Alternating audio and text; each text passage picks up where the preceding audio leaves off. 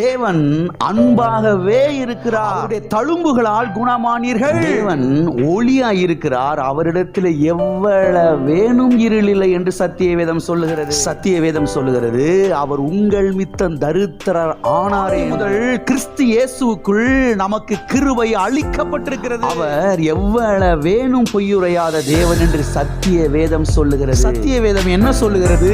கிறிஸ்து நமக்காக சாபமானார் என்று சொல்லுகிறது. நன்மையான எந்த ஈவும் ஜோதிகளின் பிதாவிடத்திலிருந்து ஒவ்வொரு நாளும் இறங்கி வருகிறது என்று சத்திய வேதம் சொல்லுகிறது. நாம் கர்த்தருடைய வார்த்தைக்கு செல்லுவோம், திருப்பிக் கொள்வோம். ஏசாயா தீர்க்கதரிசன புஸ்தகம் 9ஆம் அதிகாரம் 6வது வசனம்.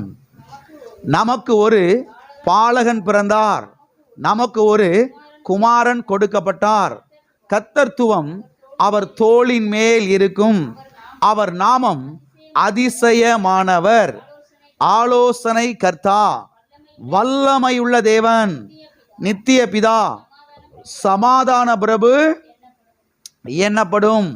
அவர் நாமம் வல்லமையுள்ள தேவன் என்னப்படும்.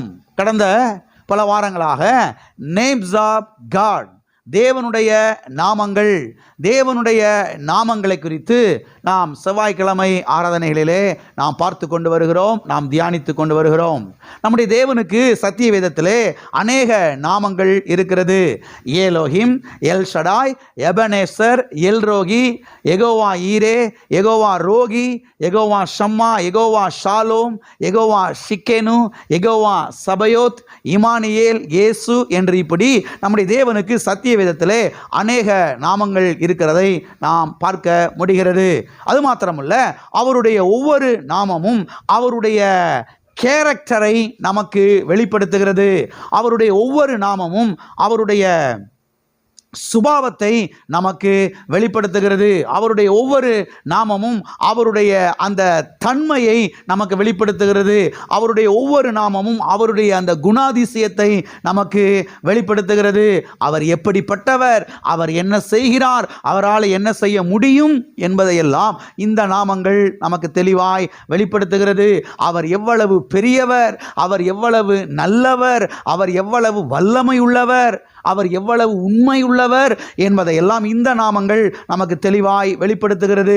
அவர் எவ்வாறு நம்மை போஷிக்கிறார், அவர் எவ்வாறு நம்மை பாதுகாக்கிறார், அவர் எவ்வாறு நம்மை பராமரிக்கிறார், அவர் எவ்வாறு நம்மை நடத்தி செல்கிறார் என்பதையெல்லாம் இந்த நாமங்கள் நமக்கு தெளிவாய் வெளிப்படுத்துகிறது. ஆமென். அது மாத்திரமல்ல, இதில் ஒரு சில நாமங்களை குறித்து நாம் ஏற்கனவே பார்த்து தியானித்தோம். கடந்த வாரத்திலே ஒரு நாமத்தை நாம் பார்க்க ஆரம்பித்தோம். அது என்னவென்று சொன்னால் எல் கிப்போர். எல் கிப்போர் என்கிற இந்த நாமத்தை நாம் கடந்த வாரத்திலே பார்க்க ஆரம்பித்தோம். மறுபடியும் இந்த வசனத்தை நான் வாசிக்கிறேன், எல்லாரும் கவனியுங்கள். நமக்கு ஒரு பாலகன் பிறந்தார், நமக்கு ஒரு குமாரன் கொடுக்கப்பட்டார், கர்த்தத்துவம் அவர் தோளின் மேல் இருக்கும், அவர் நாமம் அதிசயமானவர், ஆலோசனை கர்த்தா, வல்லமை உள்ள தேவன், நித்திய பிதா, சமாதான பிரபு என்னப்படும். இந்த வசனத்திலே அநேக நாமங்கள் இருக்கிறது இல்லையா? இந்த வசனத்திலே நாம் கவனிக்க வேண்டிய ஒரு நாமம் என்னவென்று சொன்னால், அவருடைய நாமம் வல்லமையுள்ள தேவன் என்னப்படும். எல்லா கரங்க விதி சொல்லுவோம். அவருடைய நாமம் வல்லமையுள்ள தேவன் என்னப்படும். ஆமென். அவருடைய நாமம் வல்லமையுள்ள தேவன் என்னப்படும். இந்த வசனத்திலே தீர்க்கதரிசியாகிய ஏசாயா வரப்போகிற மேசியாவை குறித்து தீர்க்க தரிசனம் உரைக்கிறார். அவர் உரைக்கும் பொழுது அவர் என்ன சொல்லுகிறார்? அவர் நாமம் வல்லமையுள்ள தேவன் என்னப்படும் என்று அவர் இங்கே சொல்லுகிறதை நாம் பார்க்கிறோம். சரி, வல்லமையுள்ள தேவன் என்றால் என்ன அர்த்தம்? வல்லமையுள்ள தேவன் என்றால் என்ன பொருள்? வல்லமையுள்ள தேவன் என்று சொன்னால் பராக்கிரமசாலி தேவன் என்று அர்த்தம், சக்தி வாய்ந்த தேவன் என்று அர்த்தம், சக்தி உள்ள தேவன் என்று அர்த்தம், வல்லமை மிக்க தேவன் என்று அர்த்தம், மைட்டி காட் என்று அர்த்தம், வல்லமை மிகு கடவுள் என்று அர்த்தம், ஆற்றல் மிகு கடவுள் இறைவன் என்று அர்த்தம். அது மாத்திரமல்ல, வல்லமை உள்ள தேவன் என்கிற இந்த இடத்திலே பயன்படுத்தப்பட்டிருக்கிற எபிரேய பதம் என்னவென்று சொன்னால் எல் கிப்போர் என்கிற ஒரு எபிரேய பதம் பயன்படுத்தப்பட்டிருக்கிறது. ELGPPOR எல் கிப்போர் என்கிற இந்த நாமம் இங்கே பயன்படுத்தப்பட்டிருக்கிறது. அருமையானவர்களை கவனியுங்கள். எல் ஷடாய் என்பது வேறே, எல் கிப்போர் என்பது வேறே. இதற்கு சற்று வித்தியாசங்கள் தான் இருக்கிறது என்பதை குறித்து கடந்த வாரத்தில் பாருங்க நான் முடிக்கும் பொழுது உங்களுக்கு விளக்கி சொன்னேன். சரி, எல் கிப்போர் என்றால் என்ன அர்த்தம்? எல் கிப்போர் என்று சொன்னால் பாருங்க, எல் என்று எங்கே வருகிறதோ அங்கே அது காடை, தேவனை குறிக்கிறது. எல் என்பது தேவனை குறிக்கிறது, கிப்போர் என்பது வல்லமை உள்ளவர் என்பதை குறிக்கிறது. ஆகவே ரெண்டை இணைத்து நாம் வாசித்தோம் என்று சொன்னால் இவ்விதமாய் வாசிக்கலாம். எவ்விதமாய் வாசிக்கலாம்? வல்லமை உள்ள தேவன், பராக்கிரமசாலி தேவன், பராக்கிரமம் உள்ள தேவன், சக்தி உள்ள தேவன், சக்தி வாய்ந்த தேவன், ஆற்றல் மிகு தேவன் என்று நாம் அவ்விதமாய் வாசிக்கலாம். ஆகவே நம்முடைய தேவன் ஒரு டம்மி பீஸ் கிடையாது. நம்முடைய தேவன் ஒரு டம்மி பீஸே கிடையாது.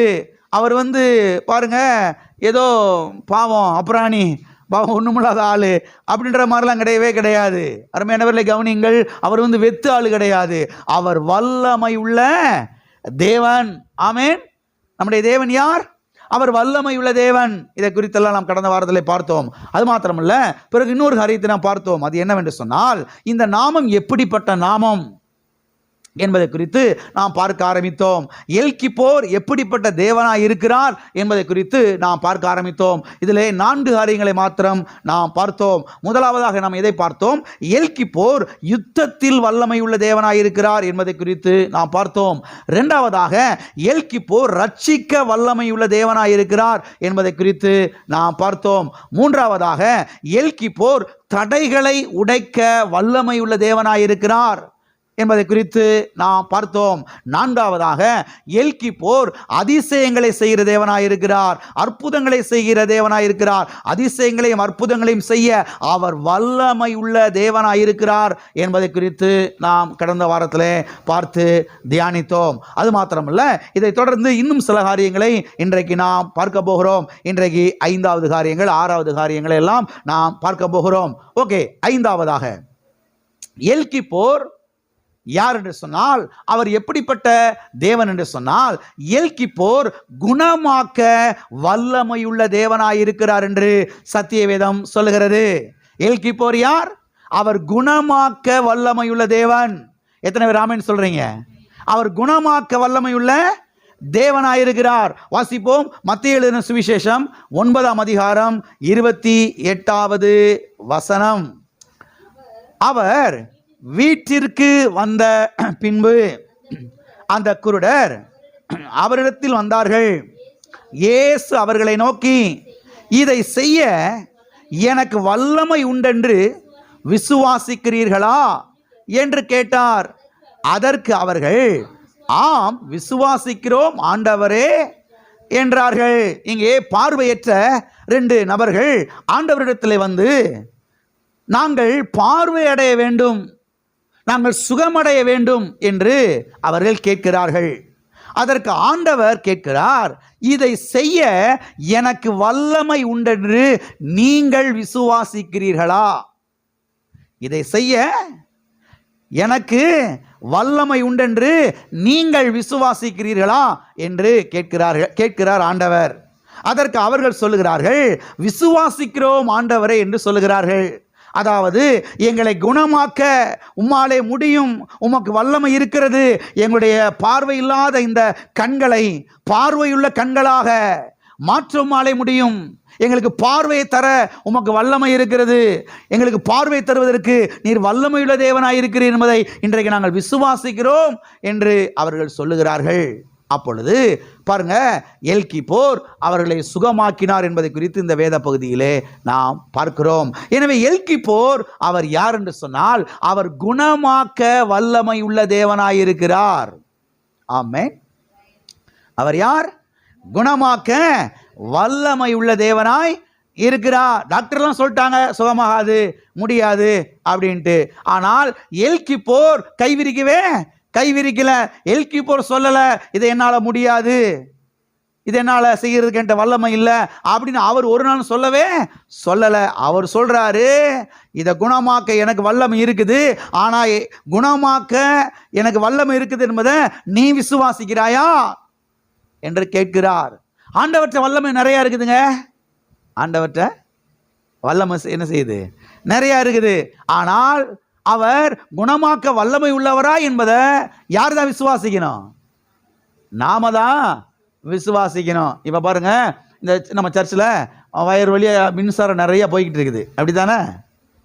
மின்சாரம் போகுதா போலையா? வல்லமை போய்கிட்டு இருக்குது. பவர், அதுக்கு பேர் என்னது? பவர் போய்கிட்டு இருக்குது. பவர் அங்கே போய்கிட்டு இருக்கிறதுனால பல்பில் எரிஞ்சிடாது. பவர் அங்கே போய்கிட்டு இருக்கிறதுனால ஃபேனெல்லாம் ஓடிடாது. புரியுதா? பவர் அங்கே போயிட்டு இருக்கிறனால ஏசியெல்லாம் ஓடிடாது. நீங்கள் என்ன செய்யணும்? வயர் எடுத்து சொருகணும், சுவிட்சை போடணும். உங்கள் பங்கு இருக்குது. எல்லாம் இருக்கிறீங்களா? நீங்கள் வயர் எடுத்து சொருகிறது தான், சுவிட்சை போடுறது தான் ஃபைத், விசுவாசம். ஆமென். அதை தாண்டவருங்க கேட்குறாரு. என்கிட்ட வல்லமை இருக்குது, எனக்கு நல்லா தெரியும்பா, என்கிட்ட ஒன்றும் பிரச்சனை இல்லை. ஆனால் நான் உன் கண்ணை சுகமாக்குறதுக்கு என்னால் முடியும், எனக்கு வல்லமை இருக்குதுன்னு நீ விசுவாசிக்கிறாயா? உன் பங்கு இருக்குதுல்ல, நீ விசுவாசிக்கணும். நீ என்ன செய்யணும்? விசுவாசிக்கணும். நீ விசுவாசிக்காம நடக்காது. விசுவாசித்தவளே பாக்கியவதி, விசுவாசித்தவளே ஆசீர்வதிக்கப்பட்டவள். நீ விசுவாசித்தால் தேவனுடைய மகிமை காண்பாய். விசுவாசிக்கிறவனுக்கு எல்லாம் கூடும். விசுவாசம் இல்லாமல் தேவனுக்கு பிரியமாய் இருப்பது கூடாத காரியம். ஆமென். அப்ப அவர் எல்கிப்போர் தான், அவர் வல்லமையுள்ள தேவன் தான். அவர்கிட்ட ஏராள வல்லமை இருக்குது. நமக்கு அற்புதங்களை செய்வதற்கு, நம்மை ரட்சிப்பதற்கு, நம்மளை காப்பாற்றுவதற்கு, நம்மை விடுவிப்பதற்கு, நம்மை சுகமாக்குவதற்கு. ஆனால் அவர் வல்லமையுள்ள தேவன் என்பதை நாம் என்ன செய்ய வேண்டும்? விசுவாசிக்க வேண்டும். நாம விசுவாசிக்கலைன்னா அற்புதங்கள் என்ன செய்யாது? நடக்காது. நாம எடுத்து பிளக்க சொருகலைனா, சுவிட்சை போடலைனா என்ன செய்யாது? ஃபேனு ஓடாது, ஃப்ரிட்ஜ் ஓடாது, கிரைண்டர் ஓடாது, வாஷிங் மிஷின் ஓடாது, எதுவுமே என்ன செய்யாது? உட்காந்துட்டே இருக்க வேண்டியதான் இருட்டுக்குள்ள.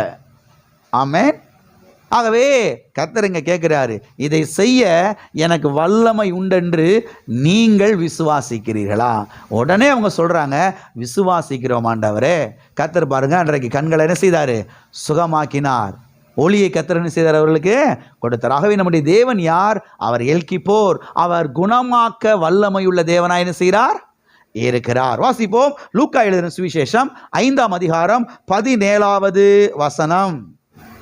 பின்பு ஒரு நாள் அவர் உபதேசித்து கொண்டிருக்கிற போது கலிலேயா யூதேயா நாடுகளில் உள்ள சகல கிராமங்களிலும் எருசலேம் நகரத்திலும் இருந்து வந்த பரிசேயரும் நியாய சாஸ்திரிகளும் உட்கார்ந்திருந்தார்கள்.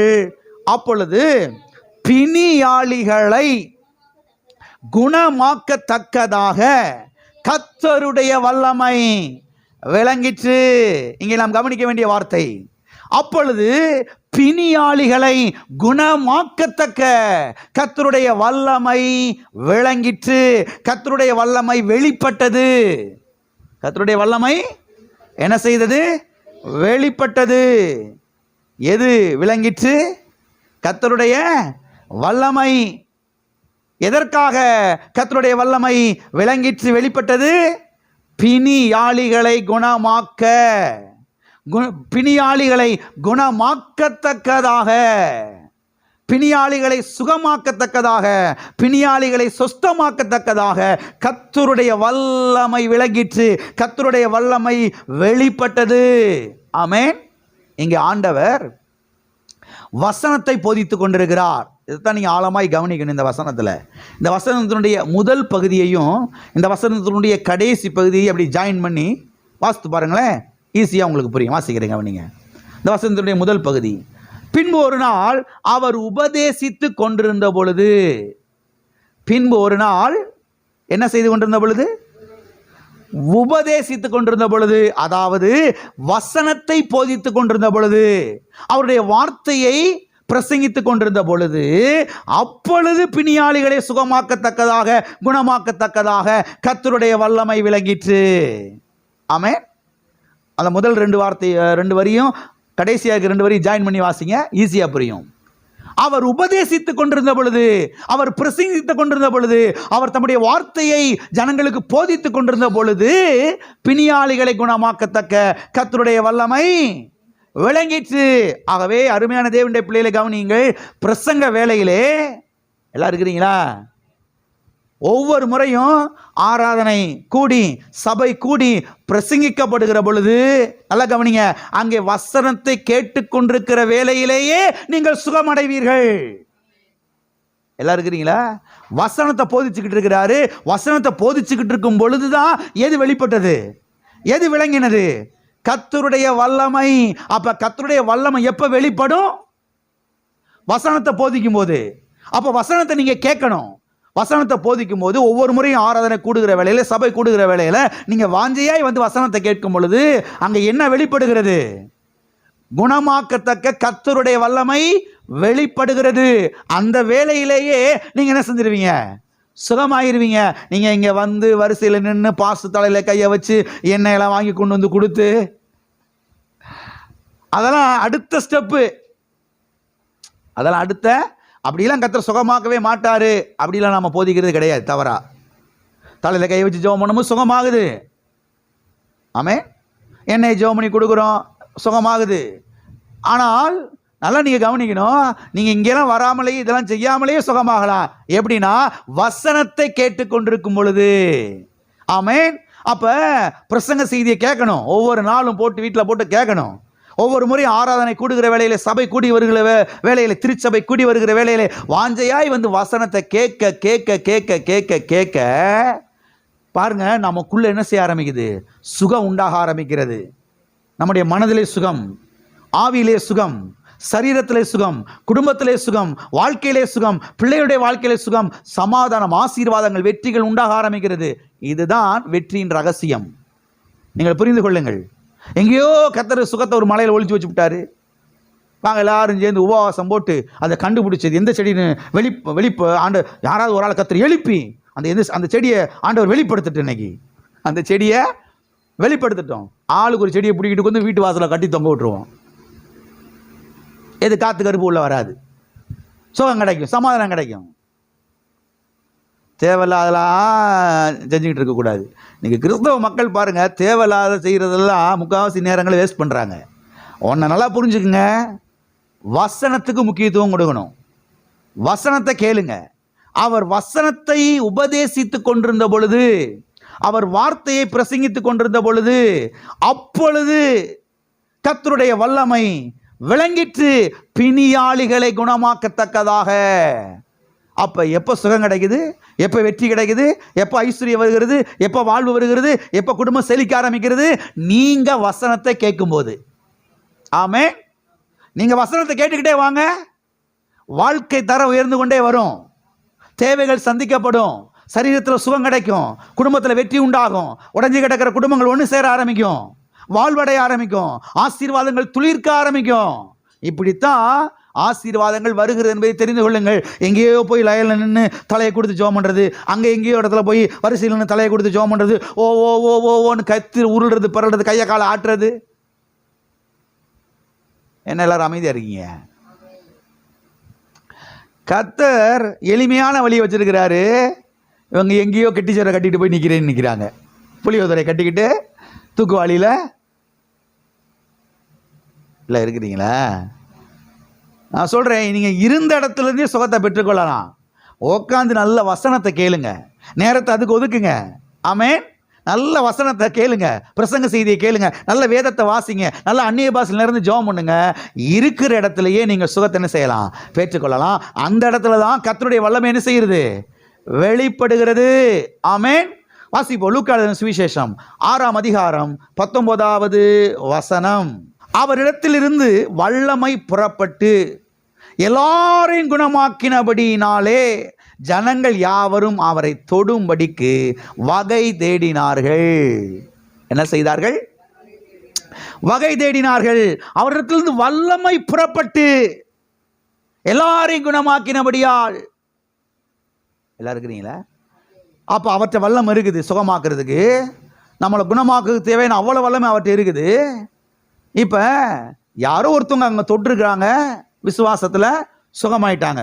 சுகமானதை பார்க்குறாங்க, நானும் தொடுறேன் அப்படின்னு தொடுறாங்க, சுகமாகறாங்க. தொட்ட யாவரும் என்ன செய்தார்கள்? சுகமானார்கள். எல்லாம் இருக்கிறீங்களா? எல்லாம் சொல்கிறீங்களா? தொட்ட யாவரும் சுகமானார்கள். ஆமென். தொட்ட யாவரும் சுகமானார்கள். அவரிடத்தில் வல்லமை புறப்பட்டது குணமாக்கும்படி. அவர் நாமம் எல்கிப்போர், வல்லமையுள்ள தேவன். இப்போ எல்லாம் கவனிங்க. இப்போ எங்கே போய் தொடுறது? யாரை போய் தொடுறது? அன்னைக்கு ஆண்டவர் இந்த பூமியில் மனுஷனாக இருந்தார். அங்கேயே போட்டு அங்கே போனார். எல்லாரும் போய் அங்கேயே தொட்டாங்க, சுகமானாங்க. இப்போ எந்த அங்கேயே போய் தொடுறது? யாருடைய அங்கேயே போய் தொடுறது? ஒரு பிரசங்கர் சொல்கிறாரு, நான் மாத்திரம் அந்த காலத்தில் பிறந்திருந்தேன், எப்படியாவது ஒரு டிக்கெட் எடுத்து ஃப்ளைட்டில் ஏறி போய் ஏசுனாருடைய அங்கேயே பிடிச்சி தொங்கி கிழிச்சாவது நான் சுகமாயிருப்பேன். ஆனால் நான் இந்த காலத்தில் பிறந்துட்டேனே, இன்னைக்கு நான் எங்கே போய் யாருடைய அங்கேயே பிடிச்சி தொங்குறது? எங்கிட்ட போய் சுகமாகிறது? எல்லாம் கவனிங்க. இங்கே இயேசு கிறிஸ்து நடந்து போகிறார். ஆமென். இவர் யார்? வார்த்தையாகிய தேவன். இவர் யார்? வார்த்தையாகிய தேவன். ஆதியிலே வார்த்தை இருந்தது, அந்த வார்த்தை தேவனிடத்தில் இருந்தது, அந்த வார்த்தை தேவனாய் இருந்தது. அந்த வார்த்தை மாம்சமாகி கிருபையினாலும் சத்தியத்தினாலும் நமக்குள்ளே வாசம் பண்ணினார். அப்போ வார்த்தையாகிய தேவன் தான் மாம்சமானார். இப்போ அந்த வார்த்தையாகிய தேவன் தான் நமக்குள்ளே வந்து வாசம் பண்ணி கொண்டிருக்கிறார். அப்போ வார்த்தையும் தேவனும் ஒன்றே. வார்த்தையும் தேவனும், வார்த்தையும் இயேசுவும் ஒன்றே. ஆகவே இப்போ நாம சுகமாகிறதுக்கு இன்னைக்கு இஸ்ரவேல் தேசத்துக்கு ஃப்ளைட் ஏறி அங்கே போக வேண்டிய அவசியம் கிடையாது. இங்கே இருந்த இடத்துலேருந்தே சுகமாகலாம். ஏன்னா அவரும் அவருடைய வார்த்தை ஒன்றே. எத்தனை அவருடைய வார்த்தையை கொண்டு வந்திருக்கீங்க? எல்லாம் தூக்கி காமிங்க. கொண்டு வந்திருக்கீங்களா? இது அவருடைய வார்த்தை. இது அவர் ஒன்று. ஆமென். இப்போ இந்த வார்த்தை ஆழமாக கவனிக்கும் பொழுது, இந்த வார்த்தை எடுத்து வாயில வச்சு உச்சரிக்கும் பொழுது, இருந்த இடத்துல இருந்து என்ன செய்யலாம்? சுகத்தை பெற்றுக்கொள்ளலாம். அவருடைய தழும்புகளால் நான் குணமானேன். பேசும்போது குணமாக்கத்தக்க வல்லமை அங்கே வெளிப்படுகிறது. ஆமென். ஆகவே சுகத்துக்காக, தெய்வீக சுகத்துக்காக, தெய்வீக ஆரோக்கியத்துக்காக எங்கேயோ ஒரு கிரவுண்டில் போய் நிற்க வேண்டிய அவசியம் கிடையாது. ஏதோ ஒரு தீர்க்கதரிசிட்ட போய் லைனில் நிற்க வேண்டிய அவசியம் கிடையாது. யார்கிட்டையோ போய் அப்படியே வீட்டு வாசலில் காத்து கிடக்க வேண்டிய அவசியமே கிடையாது. ஏன்னா வார்த்தையும் அவரும் ஒன்றே. ஆகவே இந்த வார்த்தையை நீங்கள் பிடிச்சு கொள்ளும் பொழுது, இந்த வார்த்தையை எடுத்து வாயில வச்சு உச்சரிக்கும் பொழுது அங்கே வல்லமை வெளிப்படுகிறது, அங்கே சுகம் உண்டாகிறது, அங்கே எலும்புகள் பலனடைகிறது, அங்கே நரம்புகள் பலனடைகிறது. ஆமென். அங்கே அற்புத சுகம் நடைபெறுகிறது. எளிமையான வழி இல்லையா? டிக்கெட் எடுத்து காசெல்லாம் செலவழித்து எங்கேயோ போயிட்டு காத்து கிடந்து கடைசியில் சுகமாகாமல் திரும்பி வர்றதுக்கு இப்படிலாம் இருக்கிறாங்கல்ல. ஆமாவா இல்லையா? போனேன், ஒன்றும் நடக்கலை.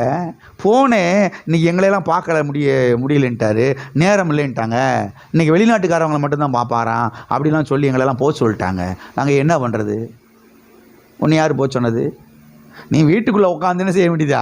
வேதத்தை எடுத்து நல்ல மணிக்கணக்கில் வாசித்து, இந்த வார்த்தையில் எடுத்து தியானித்து, இந்த வார்த்தை இருதயத்துக்குள்ளே வச்சு, இதை வாயத்திறந்து உச்சரித்தா வீட்டுக்குள்ளே சுகம் கிடச்சிருமே. அங்கே அற்புத சுகத்தை பெற்றுக்கொள்ளலாமே. ஆமென். அப்போ தேவனை வார்த்தையினாலே என்ன செய்யலாம்? நாம் தொடலாம். தேவனை எப்படி தொடலாம்? வார்த்தையினாலே அவரை நம்ம டச் பண்ணலாம், வார்த்தையினாலே அவரை நாம் தொடலாம். இந்த வார்த்தையும் அவர் ஒன்றே. ஆமென். தேவன் வார்த்தை கட்டுப்பட்ட தேவனாய் இருக்கிறார். ஆமென். தேவன் இது கட்டுப்பட்ட தேவனாய் இருக்கிறார், அவருடைய வார்த்தை கட்டுப்பட்ட தேவனாய் இருக்கிறார். ஆகவே வார்த்தையை பிடித்துக் கொள்ளுங்கள், வார்த்தையை உச்சரியுங்கள், வார்த்தையை அறிக்கையிடுங்கள். நான் சொல்றேன், வார்த்தையில் வல்லமை என்ன செய்யுது? வல்லமையுள்ள வசனத்தினாலே தாங்குகிறவராய். அப்ப வல்லமை எங்க இருக்குது? வசனத்துக்குள்ள இருக்குது. நல்லா கவனிங்க. வல்லமைக்குள்ள வசனம் இல்லை, வசனத்துக்குள்ளதான் என்ன இருக்குது? எதற்கு புரிஞ்சு? வல்லமைக்குள்ள வசனம் இல்லை, வசனத்துக்குள்ளதான் வல்லமை இருக்குது. எல்லாம் சொல்லுங்க, வசனத்துக்குள்ளதான் வல்லமை இருக்குது. இப்போ வேத வசனம் சொல்லுது பாருங்க, வல்லமை உள்ள வசனத்தினாலே சர்வத்தையும் தாங்கிக் கொண்டிருக்கிறார். அப்போ வசனத்துக்குள்ள வல்லமை இருக்குது. இந்த வல்லமை உள்ள வசனத்தை எடுத்து வாயை திறந்து பேசுங்க. உங்க சமையல் அறையில் நின்றுக்கிட்டு பேசுங்க. ஆமென். உங்க வீட்டுக்குள்ள நின்று பேசுங்க. ஆமென். பேசுனா வல்லமை என்ன செய்யும்? கண்டிப்பா வெளிப்படும். அங்கே சுகம் உண்டாகும், அங்கே அற்புதம் நடக்கும், அங்கே அதிசயம் நடக்கும், அங்கே தேவைகள் சந்திக்கப்படும், எலும்புகள் பலனடையும், குறுக்கு எலும்புகள் பலனடையும், இடுப்பு எலும்புகள் பலனடையும், நரம்புகள் பலனடையும், சுகம் என்ன செய்யும்? உண்டாகும். ஆமென். ஆகவே அவர் நாமம் எல் கிப்போர். ஆமென். அவர் நாமம் எல் கிப்போர். அவரிடத்திலிருந்து வல்லமை புறப்பட்டது. அவரிடத்திலிருந்து எது புறப்பட்டது? எதற்காக வல்லமை புறப்பட்டு போனது? எல்லாரை குணமாக்கத்தக்கதாக, வியாதியஸ்தர்களை குணமாக்கத்தக்கதாக. ஆமென். வாசிப்போம். மார்க் எழுதின சுவிசேஷம் 5ஆம் அதிகாரம் 24 முதல் 34 வரைக்கும். அவர் அவரோட கூட போனார். திரளான ஜனங்கள் அவருக்கு பின் சென்று அவரை நெருக்கினார்கள். அப்பொழுது 12 வருஷமாய் பெரும்பாடுள்ள ஒரு ஸ்திரீ அநேக வைத்தியர்களால் மிகவும் வருத்தப்பட்டு தனக்கு உண்டானவைகளெல்லாம் செலவழித்தும் சற்றாகிலும் குணமடையாமல் அதிக வருத்தப்படுகிற பொழுது இயேசுவை குறித்து கேள்விப்பட்டு, நான் அவருடைய வஸ்திரத்தை ஆகிலும் தொட்டால் சொஸ்தமாவேன் என்று சொல்லி ஜனக்கூட்டத்துக்குள்ளே அவருக்கு பின்னாக வந்து அவருடைய வஸ்திரத்தை தொட்டாள். உடனே அவருடைய உதிரத்தின் ஊரல் நின்று போயிற்று. அந்த வேதனை நீங்கி ஆரோக்கியமடைந்ததை அவள் தன் சரீரத்தில் உணர்ந்தாள். உடனே இயேசு தம்மிலிருந்து வல்லமை புறப்பட்டதை தமக்குள் அறிந்து ஜனக்கூட்டத்துக்குள்ளே திரும்பி, என் வஸ்திரங்களை தொட்டது யார் என்று கேட்டார். அவருடைய சீசர்கள் அவரை நோக்கி, திரளான ஜனங்கள் உம்மை நெருக்கி கொண்டிருக்கிறதை நீர் கண்டும் என்னை தொட்டது யார் என்று கேட்கிறீர் என்றார்கள். இதை செய்தவளை காணும்படிக்கு அவர் சுற்றி பார்த்தார். தன்னிடத்தில் சம்பவித்ததை அறிந்த அந்த ஸ்திரீயானவள் பயந்து நடுங்கி அவருக்கு முன்பாக வந்து விழுந்து உண்மையை எல்லாம் அவருக்கு சொன்னாள். அவர் அவளை பார்த்து, மகளே, உன் விசுவாசம் உன்னை ரட்சித்தது, நீ சமாதானத்தோட போ, உன் வேதனை நீங்கி சுகமாயிரு என்றார். இங்கே 30ஆம் வசனத்தில் நாம் பார்க்கிறோம், அவரிடத்திலிருந்து வல்லமை புறப்பட்டு போனதை தமக்குள் அறிந்து. இந்த சம்பவம் உங்களுக்கு தெரியும், எல்லாரும் அடிக்கடி வாசித்திருப்பீங்க. பெரும்பாடு உள்ள ஸ்திரீ, இரத்தப்போக்குள்ள ஒரு வியாதி உள்ள ஸ்திரீ, எல்லா காசையும் செலவழிச்சாச்சு, மருத்துவர்களுக்கு சுகமே ஆகலை. ஏசு வர்றாருன்னு கேள்விப்படுறா, நாளைக்கு வரப்போ போகிறாரு. உடனே இவ சொல்கிறா, நான் நாளைக்கு போவேன், இயேசுடைய வஸ்திரத்தை தொடுவேன், நான் சுகமாவேன். நாளைக்கு நான் போவேன், இயேசுடைய வஸ்திரத்தை தொடுவேன், நான் சுகமாவேன். நாளைக்கு நான் போவேன், இயேசுடைய வஸ்திரத்தை தொடுவேன், நான் என்ன செய்வேன்? சுகமாவேன். மூல பாசிலிருந்து சொல்கிறாங்க, நைட்டெல்லாம் சொல்லிக்கிட்டே இருந்தாலாம். நாளைக்கு வரப்போகிறாருன்னு கேள்விப்படுறா. கேள்விப்பட்ட உடனேயே நாளைக்கு நான் போவேன், தொடுவேன், சுகமாவேன்னு சொல்லிக்கிட்டே இருந்தாலாம். மறுநாள் இயேசு வர்றாரு, கூட்டத்துக்குள்ளே போகிறா, போய் தொடுறா, சுகமாகிறா. உடனே பாருங்க, எழுதப்பட்டிருக்கிறது, தம்மிலிருந்து வல்லமை புறப்பட்டு போனதை இயேசு அறிந்து என்று இங்கே சொல்லப்பட்டிருக்கிறது. அவர் நாமம் எல் கிப்போர், அவர் வல்லமையுள்ள தேவன். ஆமென். எல் கிப்போர் யார்? அவர் குணமாக்குகிற தேவனா என்ன செய்கிறார்? இருக்கிறார். அப்ப இங்கே சொல்லப்பட்டிருக்கிறது, எல்லாரும் அவரை நெருக்கிக்கிட்டு தான் வர்றாங்க. என்ன செய்கிறாங்க? ஒருத்தர் இடிச்சுக்கிட்டு தான் வர்றாங்க. 12 சீசர்களே அவர் இடிச்சிருப்பாங்க. அதை சுற்றிலும் மற்ற சீசர்களாக இருந்திருப்பாங்க, மற்ற ஜனங்களாக இருந்திருப்பாங்க. ஒருத்தர் உரசிக்கிட்டு தொட்டுக்கிட்டு அப்படியே இடிச்சுக்கிட்டு தான் போகிறாங்க கூட்டத்துக்குள்ளே. ஆண்டவர் கேட்குறாரு, என்னை தொட்டது யார்? என்னை தொட்டது அங்கே கேட்குறாங்க. ஆண்டவர், என்ன ஆண்டவர் இதெல்லாம் ஒரு கேள்வியா? இங்கே பாருங்க ஆண்டவர், எல்லாரும் உங்களை உரசிக்கிட்டு தானே வர்றோம். இல்லை, ஃபெய்த்தில், விசுவாசத்தில் யாரோ ஒருத்தர் இன்னி தொட்டிருக்கிறாங்க. அவருக்கு தெரியுது யார் தொட்டா யார் சுகமான, எல்லாம் அவருக்கு தெரியுது. ஆனாலும் உண்மையெல்லாம் வெளியில் வரணும்ல, 4 பேருக்கு தெரியணும்ல இவருடைய விசுவாசம். ஆமென். அது தெரியணும்ல, அதுக்காக இதெல்லாம் கொண்டு வர்றாரு. என்னிலிருந்து வல்லமை புறப்பட்டு போனதை நான் அறிந்தேன். விசுவாசத்தில் ஒரு ஆள் என்னை இப்போ தொட்டிருக்கிறாங்க. ஆமென். அப்போ கர்த்தர்ட்ட சுகமாக்கக்கூடிய வல்லமை ஏராளம் இருக்குது. ஆமென். அவரால் சுகமாக்க முடியும். இப்ப விசுவாசத்தில் நீங்க தொடும் பொழுது சுகம் என்ன செய்ய ஆரம்பிக்கிறது? உண்டாக ஆரம்பிக்கிறது. ஆமென். அப்ப அவற்ற பிரச்சனை கிடையாது. யார்கிட்ட தான் பிரச்சனை இருக்குது? நம்ம கிட்ட தான் பிரச்சனை இருக்குது. அப்ப நம்ம விசுவாசத்தை வளர்க்கணும். கர்த்தருடைய வார்த்தை தொடர்ந்து கேட்கணும். கர்த்தருடைய வார்த்தை கேட்க கேட்க கேட்க கேட்க கேட்க சுகமாக்கத்தக்க கர்த்தருடைய வல்லமை என்ன செய்ய ஆரம்பிக்கிறது? வெளிப்பட ஆரம்பிக்கிறது, விளங்க ஆரம்பிக்கிறது. அங்கேயே நாம் என்ன செய்யலாம்? சுகத்தை பெற்றுக்கொள்ளலாம். ஆமென். ஆகவே அவர் நாமம் எல் கிப்போர். எல் கிப்போர் குணமாக்க வல்லவராயிருக்கிறார். ஆமென். குணமாக்க வல்லமை அவரிடத்திலே போதுமானதாக இருக்கிறது. எனவே சரீர சுகம் வேண்டும் என்று விரும்புகிறவர்கள், எல் கிப்போரே உம்முடைய வல்லமை என்னுடைய சரீரத்திலே விளங்குவதாக என்று நீங்கள் ஜெபிக்க வேண்டும். யாருக்கு சுகம் வேணும்? சரீர சுகம், சரீர பலன். அப்போ நீங்கள் ஒன்று ஜெபம் பண்ணலாம். எப்படி ஜெபம் பண்ணலாம்? எல் கிப்போரே உம்முடைய வல்லமை என்னுடைய சரீரத்திலே விளங்குவதாக. ஆமென். உம்முடைய வல்லமை என்னுடைய சரீரத்திலே வெளிப்படுவதாக. இப்படி ஜெபம் பண்ணுங்க. நிச்சயமாய் அவருடைய வல்லமை உங்களுடைய சரீரத்தில் என்ன செய்ய ஆரம்பிக்கும்? வெளிப்பட ஆரம்பிக்கும். நீங்கள் சரீர சுகத்தை என்ன செய்வீர்கள்? பெற்றுக்கொள்வீர்கள். ஆமென். எனவே ஐந்தாவதாக எல் கிப்போர் குணமாக்க வல்லமையுள்ள தேவனாய் இருக்கிறார். ஆமென். ஓகே. ஆறாவதாக எல் கிப்போர் மகிமையானவைகளை செய்ய அவர் வல்லமையுள்ள தேவனாய் இருக்கிறார் என்று சத்திய வேதம் சொல்லுகிறது. எல் கிப்போர் யாராய் இருக்கிறார்? மகிமையானவைகளை செய்ய வல்லமையுள்ள தேவன். மகிமையானவைகளை செய்ய அவர் வல்லமையுள்ள தேவனாய் இருக்கிறார். வாசிப்போம். லூக்கா எழுதின சுவிசேஷம் 1ஆம் அதிகாரம் 49வது வசனம். வல்லமையுடையவர் மகிமையானவைகளை எனக்கு செய்தார், அவருடைய நாமம் பரிசுத்தம் உள்ளது. இங்கே நான் பார்க்கிறோம், வல்லமை உடையவர் மகிமையானவைகளை எனக்கு செய்தார். என்ன செய்தார்? மகிமையானவைகளை எனக்கு செய்தார். இங்கே கன்னி மரியாள் தேவனை நோக்கி பாடுகிறதை நாம் பார்க்கிறோம். அவள் இங்கே ஒரு பாடலை பாடுகிறாள். அந்த பாடலை தான் இங்கே என்ன பார்க்கிறோம். என்ன பாடுகிறாள்? வல்லமை உடையவர் யாருக்கோ இல்லை, எனக்கு வல்லமையானவைகள் என்ன செய்தார்? செய்தார். மகிமையானவைகள் என்ன செய்தார்? செய்தார். வல்லமை உடையவர் எனக்கு மகிமையானவைகள் என்ன செய்தார்?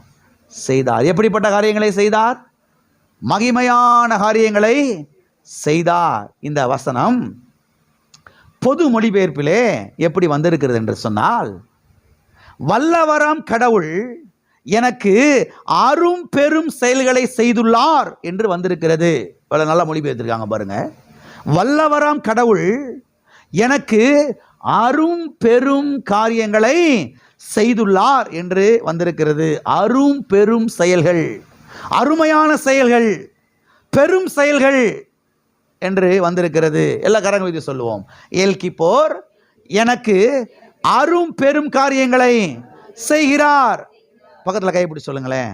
எல் கிப்போர் உங்களுக்கு அரும் பெரும் காரியங்களை செய்கிறார். என்ன மாதிரி காரியம்? அருமையான காரியம், பெரிய காரியம். அது அரும் பெரும் காரியம் செய்கிறார். வல்லமை உடையவர் எனக்கு மகிமையானவைகளை, அரும் பெரும் காரியங்களை அவர் என்ன செய்கிறார்? செய்கிறார் என்று எழுதப்பட்டிருக்கிறது. அது மாத்திரமல்ல, இந்த வசனம் ஈஸி டு ரீட் வேர்சன் என்கிற இன்னொரு மொழிபெயர்ப்பிலே இந்த வசனம் எப்படி வந்திருக்கிறது என்றால், வாசிக்கிறேன் கவனிங்கள். ஆற்றல் மிக்கவர் எனக்காக மேன்மையானவைகளை செய்தார் என்று வந்திருக்கிறது. இது எவ்வளவு நல்லா மொழிபெயர்த்திருக்காங்க பாருங்க. ஆற்றல் மிக்கவர் எனக்காக மேன்மையான செயல்களை செய்தார் என்று வந்திருக்கிறது. எல் கிப்போர் மேன்மையான செயல்களை செய்கிறவர். எல்லா கரங்களை வைத்து சொல்லுவோம். எல் கிப்போர் மேன்மையான செயல்களை எனக்கு செய்கிறார். எல் கிப்போர் மேன்மையான காரியங்களை, மகிமையான காரியங்களை, அரும் பெரும் காரியங்களை எனக்கு செய்கிறார். ஆமென். இப்படிலாம் நீங்க விசுவாச அறிக்கையா மாற்றணும். இதெல்லாம் இந்த மாதிரி வார்த்தைகளை பேசணும்.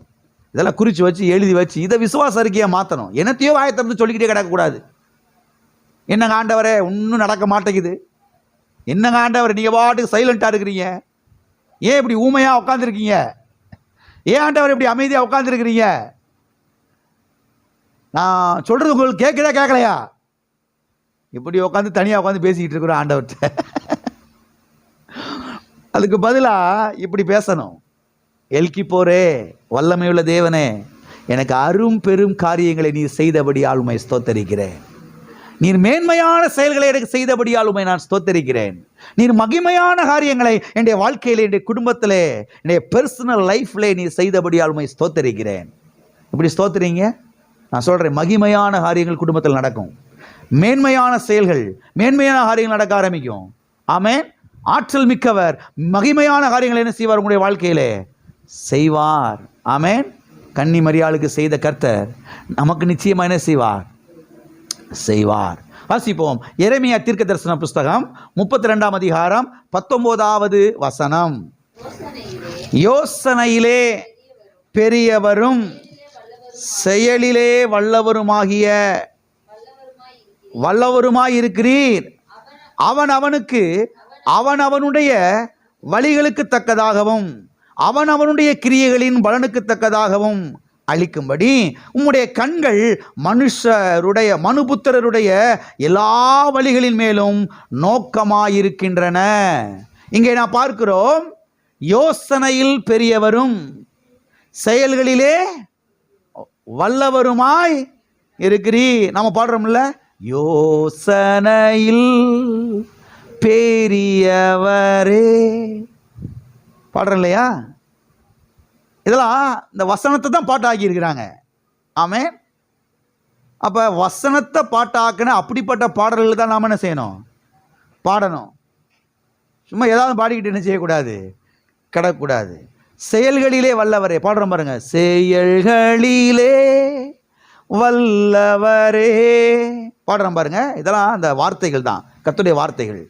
அப்போ கர்த்தர் யார்? அவர் செயல்களிலே வல்லவராய் இருக்கிறார். ஆமென். ஒரு காரியத்தை செய்யறதுல அவர் அடிச்சுக்கிறதுக்கு யாருமே கிடையாது. ஒரு காரியத்தை செய்யறதுல அவர் அடிச்சுக்கிறதுக்கு வேற யாரும் கிடையவே கிடையாது. அவ்வளவு வல்லவர். கண்மலையை பிளந்து தண்ணீரை கொண்டு வர்றதுக்கு அவர் அடிச்சுக்கிறது யாருமே கிடையாது. ஆமென். கசந்த மாறாவை மதுரமாய் ஆக்குகிறதுக்கு அவர் அடிச்சுக்கிறது யாரும் கிடையவே கிடையாது. தண்ணீரை திராட்சை ரசமா மாத்துறதுக்கு அவரை போல யாரும் கிடையவே கிடையாது. வானத்தை திறந்து மண்ணாவை கொட்டுறதுக்கு அவர் அடிச்சுக்கிறது யாரும் கிடையவே கிடையாது. செயல்களிலே வல்லவராயிருக்கிறீர். ஆமென். செயல்களிலே வல்லவராயிருக்கிறீர். 5 அப்பம் 2 மீனை பெருக்கிறத அவர் அடிச்சுக்கிறது யாரும் கிடையவே கிடையாது. குஷ்டரோகிகளை சுஸ்தமாக்குறதுக்கு அவரை போல யாரும் கிடையவே கிடையாது. இங்கே சொல்லப்பட்டிருக்கிறது, செயல்களிலே வல்லவராய் இருக்கிறீர்.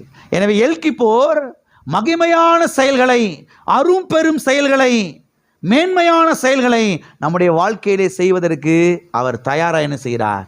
இருக்கிறார். இப்போ நம்ம சைடு என்ன செய்யணும்? விசுவாசம் என்கிற கனெக்ஷனை கொடுக்கணும். என்ன கனெக்ஷன்? வீட்டுக்குள்ளே வயிறு நல்லா போகுது, சர்ச்சில் வயிறு நல்லா போகுது. என்ன ஆண்டவரே, ஃபேனே ஓட மாட்டேங்குது. என்ன ஆண்டவரே, ஏப்பா வயரை கனெக்ஷன் கொடுத்தியா? சுவிட்சை போட்டையா? வயரை கனெக்ஷன் கொடு, சுவிட்சை போடு. நல்ல ஃபேன் ஓடும், நல்ல ஏசி ஓடும், நல்ல ஃப்ரிட்ஜ் ஓடும், நல்ல வாஷிங் மிஷின் ஓடும், நல்ல கிரைண்டர் ஓடும். நல்லா என்ன செய்யலாம்? ஆசீர்வாதங்களை அனுபவிக்கலாம். ஆமே, எல்லாம் இருக்கிறீங்களா? அப்போ விசுவாசம் என்கிற கனெக்ஷனை கொடுத்தா அங்கேருந்து சுகத்தை என்ன செய்யலாம்? பெற்றுக்கொள்ளலாம். அந்த பெருமாடுள்ள ஸ்திரீ பாருங்க, விசுவாசம் என்கிற கனெக்ஷனை போய் கொடுக்குறா, அவற்றிலிருந்து வல்லமை புறப்பட்டு வருகிறது. 100 பேர் உரசுறாங்க, ஒன்றும் நடக்கலை. ஆனால் இவ ஃபெய்த்தில் போய் என்ன செய்கிறா? தொடுறா, விசுவாசத்தில் தொடுறா. விசுவாசத்தில் தொட்ட இவளுக்கு சுகம் கிடைச்சிச்சு. விசுவாசத்தில் தொடாமல் சும்மா உரசிக்கிட்டு 100 பேர் போனாங்க. 100 பேர் வியாதியாக தான் போனாங்க வீட்டுக்கு. எல்லாம் இருக்கிறீங்களா? ஆமே. விசுவாசத்தில் தொடணும். விசுவாசத்தில் கர்த்தருடைய வார்த்தை எடுத்து பேச ஆரம்பிக்கணும். ஆமென். பேசுனீங்கன்னா அரும் பெரும் காரியங்களை கர்த்தர் உங்களுடைய வாழ்க்கையில் என்ன செய்வார்? அவர் செய்வார். ஆமென். ஓகே, 7வதாக எல்கிப்போர் அவர் துளிர்க்க செய்ய வல்லவராயிருக்கிறார். எல்கிப்போர் துளிர்க்க செய்ய வல்லமை உள்ள தேவனாயிருக்கிறார் என்று சத்திய வேதம் சொல்லுகிறது. கரங்களை வச்சு சொல்லுவோம். அவர் துளிர்க்க செய்ய வல்லவராயிருக்கிறார். ஆமென். சத்திய வேதத்திலே ஆரோனுடைய துளிர்த்த கோலை குறித்து நாம் என்னாகம புஸ்தகத்திலே வாசிக்கிறோம். வாசிப்போம். என்னாகம புஸ்தகம் 17ஆம் அதிகாரம் 1ஆம் வசனம் முதல் 8வது வசனம் வரைக்கும். பின்பு கர்த்தர் மோசேயை நோக்கி, நீ இஸ்ரவேல் புத்திரரோடே பேசி அவர்கள் பிதாக்களின் வம்சங்களாகிய ஒவ்வொரு வம்சத்தினுடைய பிரபுக்களிடத்தில் ஒவ்வொரு கோலாக 12 கோலை வாங்கி அவனவன் கோலில் அவனவன் பேரை எழுதுவாயாக. லேவியினுடைய கோலின் மேல் ஆரோனின் பேரை எழுத கடவாய். அவர்களுடைய பிதாக்களில் ஒவ்வொரு வம்ச தலைவனுக்காகவும் ஒவ்வொரு கோல் இருக்க வேண்டும். அவைகளை ஆசரிப்பு கூடாரத்திலே நான் உங்களை சந்திக்கும் ஸ்தானமாகிய சாட்சி பெட்டிக்கு முன்னே வைக்க கடவாய். அப்பொழுது நான் தெரிந்து கொள்ளுகிறவனுடைய கோல் துளிர்க்கும். இப்படி இஸ்ரவேல் புத்திரர் உங்களுக்கு விரோதமாய் முறுமுறுக்கிற அவர்கள் முறுமுறுப்பை என்னை விட்டு ஒழிய பண்ணுவேன் என்றார். இதை மோசே இஸ்ரவேல் புத்திரரோடே சொன்னான். அப்பொழுது அவர்களுடைய பிதாக்கள் எல்லாரும் தங்கள் பிதாக்களுடைய வம்சங்களின்படி ஒவ்வொரு பிரபுவுக்கும் ஒவ்வொரு கோலாக 12 கோல்களை அவனிடத்தில் கொடுத்தார்கள். ஆரோனின் கோலும் அவர்களுடைய கோலுடனே இருந்தது. அந்த கோல்களை மோசே சாட்சி கூடாரத்திலே கர்த்தருடைய சமூகத்தில் வைத்தான். எங்கே வைத்தான்? கர்த்தருடைய சமூகத்திலே. அது மறந்துடாதீங்க, அது ரொம்ப முக்கியம். கர்த்தருடைய பிரசன்னத்திலே, கர்த்தருடைய சமூகத்திலே என்ன செய்தான்? வைத்தான். வாசிக்கிறேன் தொடர்ந்து. மறுநாள் மோசே சாட்சி கூடாரத்துக்குள் பிரவேசித்த போது இதோ லேவியின் குடும்பத்தாருக்கு இருந்த ஆரோனின் கோல் துளிர்த்திருந்தது. அது துளிர்விட்டு பூ பூத்து வாதுமை பழங்களை கொடுத்தது. அடேங்கப்பா, என்ன கொடுத்தது? வாதுமை பழங்களை கொடுத்தது. ஒரே நாளில் குச்சி முளைச்சு பூ பூத்து வாதுமை பழம் தொங்கிக்கிட்டு இருக்குது. எங்கேயா பார்த்துருக்கிறீங்களா? ஒரே நாளில் முதல் நாள் வைக்கிறாங்க, மறுநாள் காலையில் அப்போ அங்கே 12 கோல்களை வைக்கிறாங்க, 12 குச்சி வைக்கிறாங்க. நான் நினைக்கிறேன் 12 குச்சியுமே வாதுமை குச்சியாக தான் இருக்கும். வாதுமை குச்சி இருக்குல்ல, வாதாம்பழம் இல்லையா, வாதுமை குச்சியை கொண்டு போய் வைக்கிறாங்க. குச்சியை வச்சா குச்சி ஆரோனுடைய குச்சி மாத்திரம் என்ன செய்யுது? அப்படியே முளைச்சி துளிர் விட்டு பூவும் வந்து காயும் முளைச்சி கனி என்ன செஞ்சுக்கிட்டு இருக்காங்க? தொங்கிக்கிட்டு இருக்கிறது. எல்லாம் கவனிக்கிறீங்களா? அருமையானவர்களை கவனிங்கள். மண்ணே இல்லாமல், தண்ணியே ஊற்றாமல், சூரிய ஒளியே படாமல் ஒரு வாதுமை குச்சி துளிர்க்க வைக்க கர்த்தராலே முடியும். ஆமாம், மறுபடியும் சொல்கிறேன் கவனிங்க. மண்ணே இல்லாமல், தண்ணியே இல்லாமல், சூரிய ஒளியே இல்லாமல் ஒரு வாதுமை குச்சியை அவரால் துளிர்க்க வைக்க அவருக்கு வல்லமை இருக்குது. நாம் ஒரு குச்சியை அங்கே வச்சா எங்கே வைக்கணும்? மண்ணுக்குள்ளே வைக்கணும், தண்ணியை ஊற்றணும், சூரிய ஒளி அதில் படணும், இன்னமும் சில காரியங்களை பராமரிக்கணும். அதுக்கு பிறகு அது முளைக்குதோ முதக்கலையானு என்ன செய்ய முடியும்? பார்க்கணும். சந்தேகம் முளைக்குமா முளைக்காதா? அதுவும் வெறும் குச்சியை வேற வச்சுருக்குறோம், என்ன செய்ய போதோ. ஆனால் இங்கே பாருங்கள், வெறும் குச்சி, வெறும் வாதுமை குச்சி, அவ்வளோதான். அதில் பேரையும் எழுதியாச்சு. என்ன வச்சாச்சு? நம்ம ஊரில் இந்த முருங்கை குச்சிலாம் கொண்டு போய் நட்டு வைப்பாங்க. ஏன்னா இந்த முருங்கை நட்டு வைப்பாங்க. என்ன சொல்லுவாங்க? அதை வெட்டி கொண்டு வரும்போது அதில் இது அடிபட்டுறக்கூடாது. என்ன பண்ணிடக்கூடாது? அந்த அருவாளை வச்சு வெட்டும் போகும்போது அதில் என்ன செய்யக்கூடாது? அடிபட்டுறக்கூடாது. அடிபடாமல் கோளார அப்படியே அந்த சிம்பை மட்டும் வெட்டிட்டு அதை கொண்டு போய் வைக்கணும். ஏன்னா அதில் அடிபட்டுட்டா, கிராச் பட்டுட்டா என்ன செய்யாது? முளைக்காது. சொல்லுவாங்களா சொல்ல மாட்டாங்களா? சொல்ல மாட்டாங்களா? இங்கே அந்த குச்சி மேலே பேரையும் எழுதியாச்சு. எப்படி முளைக்கும்? முளைச்சா முளைக்கலையா? ஒரு குச்சியை துளிர்க்க வைக்க அவராலே முடியும். அவர் நாமம் எல் கிப்போர். ஆமென். அருமையானவர்களே கவனியுங்கள். மண்ணே இல்லாம, தண்ணியே இல்லாம, சூரிய ஒளியே படாம ஒரு குச்சியை துளிர்க்க வைக்க அவரால் முடியும்னா, காய்ந்து போன வாழ்க்கையை துளிர்க்க வைக்க அவரால் முடியும். காஞ்சு போய் கிடக்கிற உங்க வாழ்க்கைய, வனாந்திரமான உங்க வாழ்க்கைய துளிர்க்க வைக்க அவரால் முடியும். தோற்று போய் கிடக்கிற உங்க வாழ்க்கைய ஜெயிக்க வைக்க அவரால் முடியும். அவர் நாமம் எல் கிப்போர். அவர் வல்லமையுள்ள தேவன். ஆனா ஒன்று செய்யணும். இங்கே சொல்லப்பட்டிருக்கிறது, அவன் கர்த்தருடைய சமூகத்திலே கொண்டு போய் அதை என்ன செய்தான்? வைத்தான். எங்கே வைத்தான்? நான் சொல்றேன், நீங்க கர்த்தருடைய சமூகத்தை தெரிந்து கொள்ளுங்கள். கர்த்தருடைய சமூகத்தில் அமர தெரிந்து கொள்ளுங்கள். கர்த்தருடைய சமூகத்தில் இருப்பதற்கு வாஞ்சியுங்கள். நான் சொல்றேன், கர்த்தருடைய சமூகத்தில் இருக்க இருக்க இருக்க காஞ்சு போன உங்க வாழ்க்கை துளிர்க்க ஆரம்பிக்கும். கடனான வாழ்க்கை, கடன் கொடுக்கிற வாழ்க்கையை மாற ஆரம்பிக்கும். கிறிஸ்தவ மக்கள் செய்கிற ஒரு பெரிய தவறு என்ன தெரியுமா? இதை விட்டுருவாங்க. எதை? கர்த்தருடைய பிரசன்னத்தை விட்டுருவாங்க, கர்த்தருடைய சமூகத்தை விட்டுருவாங்க. தேவ சமூகத்தில் அமர்ந்து வேதத்தை வாசிக்கிறதையும், ஜெபத்தில் தரித்திருக்கிறதையும், அந்நிய பாஷை பேசுறதுலையும், அவருடைய பிரசன்னத்தை தங்கி வாழ்றதை விட்டுருவாங்க. ஆனால் எனக்கு ஆசீர்வாதம் வரணும், செழிப்பு வரணும், வெற்றி வரணும், அது வரணும், இது வரணும், எல்லாம் வந்துடணும். வராது. கர்த்தருடைய சமூகம், கர்த்தருடைய பிரசன்னம் அங்கே இருக்கணும். அங்கே இருக்க இருக்க நான் சொல்கிறேன், காஞ்சு போன உங்கள் வாழ்க்கை, வனாந்தரமான உங்கள் வாழ்க்கை, தோல்வியான உங்கள் வாழ்க்கை துளிர்க்க ஆரம்பிக்கும். நிச்சயமாக துளிர்க்க ஆரம்பிக்கும். நிச்சயமாக அங்கே ஆசீர்வாதங்கள் உண்டாகும், அங்கே செழிப்பு உண்டாகும், அங்கே கனிகள் உண்டாகும், அங்கே பூக்கள் உண்டாகும், அங்கே துளிர் விடும். ஆமென். ஆகவே அங்கங்கே ஓடுறதெல்லாம் நிறுத்துங்க. வாழ்க்கையில் ஒரு தரிசனம், ஒரு லட்சியம், மேலே வரணும், முன்னேறணும், ஜெயிக்கணும். அதுக்கு என்ன வழி? இதுதான் வழி. எது வழி? தேவ பிரசன்னம். அங்கே வல்லமை இருக்குது, அங்கே வல்லமை வெளிப்படுகிறது. வல்லமை வெளிப்பட்டு அங்கே துளிர் விட ஆரம்பிக்கிறது, அங்கே பூக்கள் பூக்க ஆரம்பிக்கிறது, அங்கே கனிகள் உண்டாக ஆரம்பிக்கிறது. வாழ்க்கையில் எங்கே பார்த்தாலும் ஆசீர்வாதங்கள் உண்டாகும். ஆமென். ஆகவே நேரத்தையும் காலத்தையும் தேவனுடைய பிள்ளைகள் இவ்விதமாக என்ன செய்யப்பட வேண்டும்? செலவழிக்க, தீர்க்க வேண்டும். யோசிக்கிறாங்க மக்கள், பணம் இல்லையே, காசு இல்லையே, எனக்கு செல்வாக்கு இல்லையே, எனக்கு யாருடைய உதவியுமே இல்லையே, நான் எப்படி முன்னேற போகிறேன் அப்படின்னு யோசிக்கிறாங்க. நான் சொல்கிறேன், பணம் இல்லாமல், காசு இல்லாமல், செல்வாக்கு இல்லாமல், யாருடைய உதவியுமே இல்லாமல் எல் கிப்போரால் உங்களை துளிர்க்க வைக்க அவரால் முடியும். அவருக்கு வல்லமை இருக்குது. ஆமென். நீங்கள் நினைக்கிறீங்க காசு இருந்தாலும் சாதிச்சிடலாம், யாருடைய சப்போர்ட் இருந்தால் சாதிச்சிடலாம், பணம் இருந்தால் சாதிச்சிடலாம், ஒரு செல்வாக்கு மிக்க ஒரு ஆள்கிட்ட போய் நின்றுட்டோம்னா சாதிச்சிடலாம். இல்லை இல்லை, உலகத்திலேயே செல்வாக்கு மிக்கவர் அவர் ஒருத்தர் தான். அவருக்கு மேலே யாரும் கிடையாது. ஆமென். நான் சொல்கிறேன், அவரை சார்ந்து கொள்ளுங்க, அவரை பிடிச்சிக்குங்க, அவருடைய பிரசன்னத்தில் தங்கிருங்க. நான் சொல்கிறேன், காஞ்சு போன உங்கள் வாழ்க்கை துளிர்க்க ஆரம்பிக்கும்.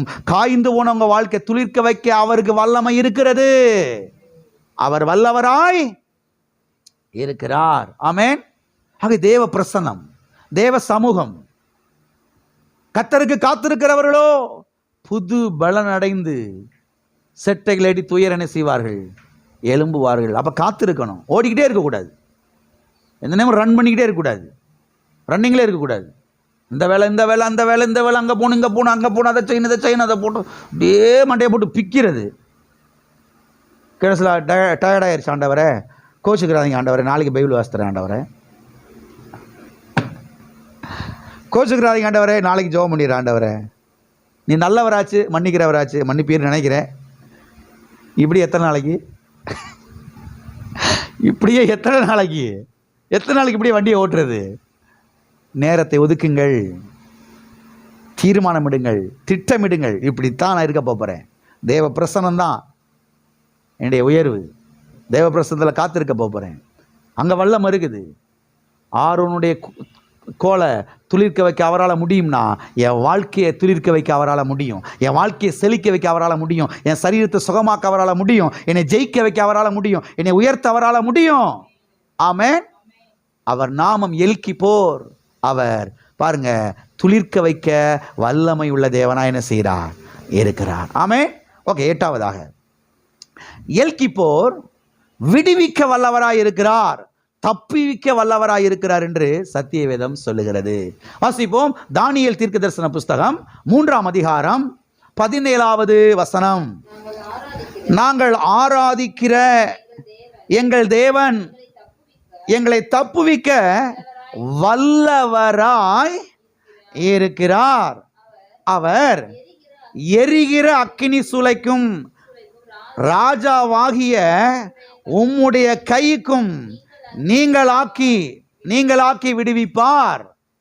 நீங்களாக்கி, இங்கே சாத்ராக், மேஷாக், ஆபேத் நேகோ என்பவர்கள் பாபிலோன் ராஜாவாகிய நேபுகாத் நேச்சாரை பார்த்து சொல்லுகிறார்கள், நாங்கள் ஆராதிக்கிற எங்கள் தேவன் எங்களை தப்புவிக்க வல்லவராயிருக்கிறார், வல்லமையுள்ள தேவனாயிருக்கிறார்.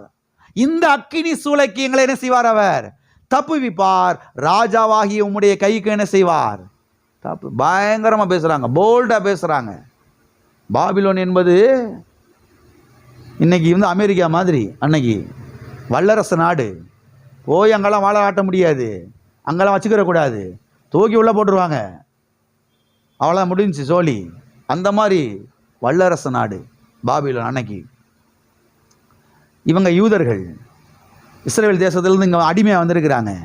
பாபிலோன் தேசத்துக்கு அடிமையிலாக இருக்கிறாங்க. அதில் தானியேல் ஒருத்தர், அதில் சாத்ராக், மேஷாக், ஆபேத்நேகோ இங்கே இருக்கிறாங்க. அவங்க சொல்கிறாங்க, நீர் வைத்திருக்கிற இந்த பொற்சிலையை நாங்கள் வணங்க முடியாது, சாஷ்டாங்கம் விழுந்து வணங்க முடியாது. நாங்கள் இப்படி தான் இருப்போம், எங்கள் தேவனை மாத்திரம் தான் ஆராதிப்போம். அதுக்கு மேலே ஒருவேளை நீங்கள் தூக்கி எங்களை அந்த சூளைகளை போடணுமா போடுங்க, ஆனால் ஒன்று ஞாபகம் வச்சுக்கோங்க, என்னன்னா நாங்கள் ஆராதிக்கிற எங்கள் தேவன் எங்களை தப்புவிக்க வல்லவராயிருக்கிறார். ஆமே. ஆகவே நின்று பிடிக்க வேண்டிய இடத்துல நின்று பிடிச்சிடணும், மடங்கிடக்கூடாது. ஃப்ரெண்டை ப்ளீஸ் பண்ணணும், நண்பர்களை ப்ளீஸ் பண்ணணும், உறவினர்களை ப்ளீஸ் பண்ணணும், அவங்கள பிரியப்படுத்தணும். இவங்க கோவிச்சுக்கிடுவாங்க, இவங்க முனைச்சிக்கிடுவாங்க, இவங்க நாளைக்கு பேசாமல் போயிடுவாங்க, நாளைக்கு ஏதாவது உதவி செய்யாமல் போயிட்டாங்கன்னு என்ன பண்ணுறது? ஆனால் அவங்களுக்காக அப்படி வளைஞ்சு குழஞ்சு போயிட்டு அப்புறம் ஆண்டவர்கிட்ட வந்து என்ன செஞ்சுக்கிறோம்? நம்ம மன்னிப்பு கேட்டுக்கிறோம். யாரையும் ப்ளீஸ் பண்ண முடியாது, யாரையும் பிரியப்படுத்த முடியாது. ஒரே ஒரு வாழ்க்கை சீக்கிரமாக கடந்து போயிடும். இந்த வாழ்க்கையில் நான் கர்த்தரை மாத்திரம் பிரியப்படுத்த போகிறேன். நின்று பிடிக்கணும், அவ்வளோதான். நின்று பிடிக்கணும். கர்த்தர் தான் எனக்கு. அவர் சொல்லியிருக்கிறாரா செய்ய போகிறேன், அவர் சொல்லியிருக்கிறாரா இதை செய்யக்கூடாதுன்னு செய்ய மாட்டேன், அவ்வளோதான். யாருக்கு பிரியமாக இருக்க பிரியமா இல்லையோ அதை பற்றி எனக்கு அவசியமே கிடையாது. கர்த்தர் நானும், அவ்வளோதான். கர்த்தர் நானும் அப்படி நின்று பிடிக்கணும். அப்படி நின்று பிடிக்கும் போது தான் எல்கிப்போர் தம்முடைய வல்லமை என்ன செய்வார்? வெளிப்படுத்துவார். ஆமென். எல்கிப்போர் வல்லமை வெளிப்படுத்துவார். என்ன வல்லமை வெளிப்படவே இல்லை? நம்ம தான் இங்கே 100 பேரை பிரியப்படுத்திட்டு நின்றுக்கிட்டு இருக்கோமே.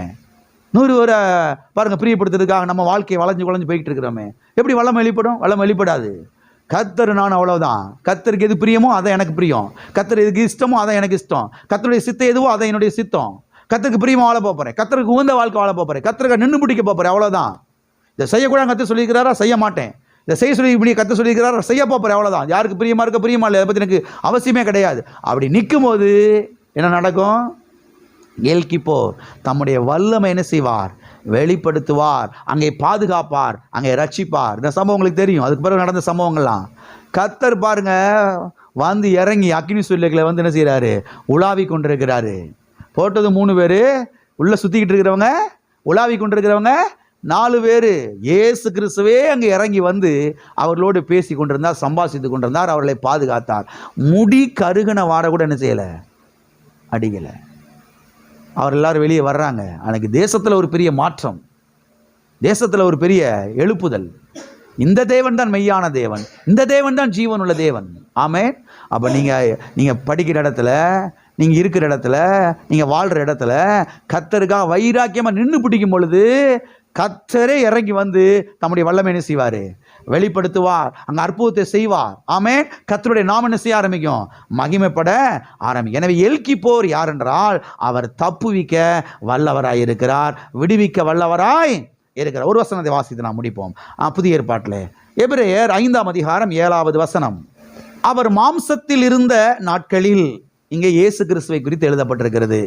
அவர் இந்த பூமியிலே மாம்சத்திலே வாழ்ந்து கொண்டிருந்த நாட்களில் தம்மை மரணத்தினின்று ரட்சிக்க வல்லமை உள்ளவரை நோக்கி பலத்த சத்தத்தோடும் கண்ணீரோடும் விண்ணப்பம் பண்ணி வேண்டுதல் செய்து தமக்கு உண்டான பயபக்தி நிமித்தம் கேட்கப்பட்டு. இங்கே நாம் கவனிக்க வேண்டிய வார்த்தை, தம்மை மரணத்தில் நின்று ரட்சிக்க வல்லமை உள்ளவரை நோக்கி. யாரை நோக்கி? ரட்சிக்க வல்லமை உள்ளவரை நோக்கி. எல்லாம் சொல்லுங்க, ரட்சிக்க வல்லமை உள்ளவரை நோக்கி. ஆமே. தம்மை காப்பாற்ற வல்லமை உள்ளவரை நோக்கி. அப்ப கர்த்தர் யார்? ரட்சிக்க வல்லமை உள்ளவர், காப்பாற்ற வல்லமை உள்ளவர், தப்புவிக்க வல்லமை உள்ளவர். ஆகையால் எப்போதும் பாருங்க, அவரை நோக்கி கூப்பிட கத்துக்கிறணும். ஆமே. ஒரு பிரச்சனையா, ஒரு போராட்டமா, ஒரு தேவையா, உடனே அங்கே இங்கே ஓடுறதை நிறுத்திடணும், அங்கே இங்கேயும் சொல்றதை நிறுத்திடணும். உடனே தேவ பிரசன்னத்துக்கு வந்து தம்மை ரட்சிக்க வல்லமை உள்ளவரை நோக்கி, நம்மை ரட்சிக்க வல்லமை உள்ளவரை நோக்கி, எல் கிப்போரை நோக்கி என்ன செய்ய ஆரம்பிக்கணும்? வேண்டுதல் செய்ய ஆரம்பிக்கணும். எனவே நாம் யாரிடத்திலே ஜெபிக்கிறோம் என்கிற ஒரு வெளிச்சம் நமக்கு வர வேண்டியது அவசியமாக இருக்கிறது. நாம் யாரிடத்தில் ஜெபிக்கிறோம்? வல்லமை உள்ள தேவனிடத்திலே, எல் கிப்போரிடத்திலே நாம் என்ன செய்கிறோம்? ஜெபிக்கிறோம். ஆமென். சும்மா வெறும் ஒரு குத்துக்கள்கிட்ட போய் என்ன செய்யல, நம்ம ஜெபிக்கல. ஒரு டம்மி பீஸ்கிட்ட போய் நாம ஜெபிக்கல. வல்லமை உள்ள தேவனிடத்தில் என்ன செய்யறோம்? நாம் ஜெபிக்கிற இந்த வெளிப்பாடு, இந்த வெளிச்சம் ஒவ்வொரு கிறிஸ்தவ விசுவாசிகளுக்கு உண்டாகணும். நான் வல்லமை உள்ள தேவனிடத்தில் ஜெபிக்கிறேன். நான் ஜெபிக்கும் பொழுது கர்த்தர் வல்லமையை வெளிப்படுத்துவார், அங்கே அற்புதத்தை செய்வார், அங்கே என்னை தப்புவிப்பார், அங்கே என்னை காப்பாற்றுவார், அங்கே பெரிய காரியங்களே செய்வார். கர்த்தர் எனக்கு செய்வார். ஆமேன். அவர் நாமம் எல் கிப்போர். ஆமேன். கல்வாரி சிலுவையிலே அவர் நமக்காக எல்லாவற்றையும் செய்து முடித்திருக்கிறார், ஜீவனை கொடுத்திருக்கிறார். அவரை நோக்கி நாம் ஜெபிக்கும் பொழுது நான் சொல்லுகிறேன், நிச்சயமாக தம்முடைய வல்லமை அவர் என்ன செய்வார்? வெளிப்படுத்துவார். ஆமென். அடுத்த வாரத்தில் அதெல்லாம் நான் பார்க்க போகிறோம். எபேசியர் 1ஆம் அதிகாரத்தில் அவரிடத்திலே காண்பித்த வல்லமை என்று எழுதப்பட்டிருக்கிறது. இயேசுவை மரித்தோரிலிருந்து எழுப்பின பொழுது அவர் தம்முடைய வல்லமை என்ன செய்தார்? அங்கே வெளிப்படுத்தினாராம். ஆகவே அவர் நாமம் எல் கிப்போர், அவர் வல்லமையுள்ள தேவன். அவர் பாருங்க, துளிர்க்க வல்லமையுள்ள தேவனாய் இருக்கிறார், சுகமாக்க வல்லமையுள்ள தேவனாய் இருக்கிறார், ரட்சிக்க காப்பாற்ற அவர் வல்லமையுள்ள தேவனாய் இருக்கிறார். ஆமென். எல்லாரும் எழுப்பி நிற்போம், நாம் ஜெபிப்போம். அடுத்த வாரத்தில் மீதமுள்ள காரியங்களை நாம் தொடர்ந்து பார்க்கலாம். ஸ்தோத்திரம் ஆண்டவரே, ஸ்தோத்திரம் ஆண்டவரே. ஓ ஹல்லேலூயா. ஓ நன்றி, நன்றி ஆண்டவரே, நன்றி ராஜா, நன்றி ராஜா, நன்றி ராஜா. ஓ எல் கிப்போரே, ஸ்தோத்திரம்பா. தண்ணீரை திராட்சரசமாய் மாற்ற உமக்கு வல்லமை இருக்கிறது. ஓ ஸ்தோத்திரம். ஒரு குச்சியை துளிர்க்க வைக்க உமக்கு வல்லமை இருக்கிறதுப்பா. ஓ கசந்த தண்ணீரை மதுரமான தண்ணீராய் மாற்ற உமக்கு வல்லமை இருக்கிறது. வானத்தை திறந்து மன்னாவை கொட்ட உமக்கு வல்லமை இருக்கிறது. காற்றை வீச பண்ணி காடைகளை கொண்டு வந்து குவித்து போட உமக்கு வல்லமை இருக்கிறது. செங்கடலை 2ஆய் பிளக்க உமக்கு வல்லமை இருக்கிறது. ஹல்லேலூயா. கர்த்தாவே, எங்களுடைய வாழ்க்கையில் உம்முடைய வல்லமை வெளிப்படுவதாக. சபையில் இருக்கக்கூடிய ஒவ்வொரு பிள்ளையுடைய வாழ்க்கையிலே உம்முடைய வல்லமை வெளிப்படுவதாக. ஹல்லேலூயா, ஹல்லேலூயா. தகப்பனே, இயேசு நாமத்தில் உம்முடைய சமூகத்திலே நாங்கள் வருகிறோம். எல் கிப்போரே, உம்மை நாங்கள் ஸ்தோத்தரிக்கிறோம். உம்மை குறித்த இன்னும் அதிகமான ஒரு வெளிப்பாடு, வெளிச்சம் எங்களுக்கு உண்டாகட்டும். கர்த்தாவே, உமக்கு ஸ்தோத்திரம். உம்முடைய வல்லமை பிள்ளையுடைய வாழ்க்கையிலே வெளிப்படுவதாக, உம்முடைய தனிப்பட்ட வாழ்க்கையிலே வெளிப்படுவதாக. கர்த்தாவே, உமக்கு ஸ்தோத்திரம் ஆண்டவரே. மகிமையான வேலை செய்வீராக, அரும் பெரும் காரியங்களை செய்வீராக, மேன்மையான செயல்களை பிள்ளையுடைய வாழ்க்கையிலே செய்ய வேண்டும்படியாக நாங்கள் ஜெபிக்கிறோம். நீங்கள் எதிர்பார்த்திருக்கும் முடிவை உங்கள் பேரில் நான் கொடுக்கும்படிக்கு உங்களுக்கு குறித்து வைத்திருக்கிற நினைவுகளை அறிவேன். அவைகள் தீமைக்கல்ல, அவைகள் சமாதானத்துக்கு ஏதுவான நினைவுகளே என்று சொன்னீரே. ஓ தேவனே, ஸ்தோத்திரம் ஆண்டவரே.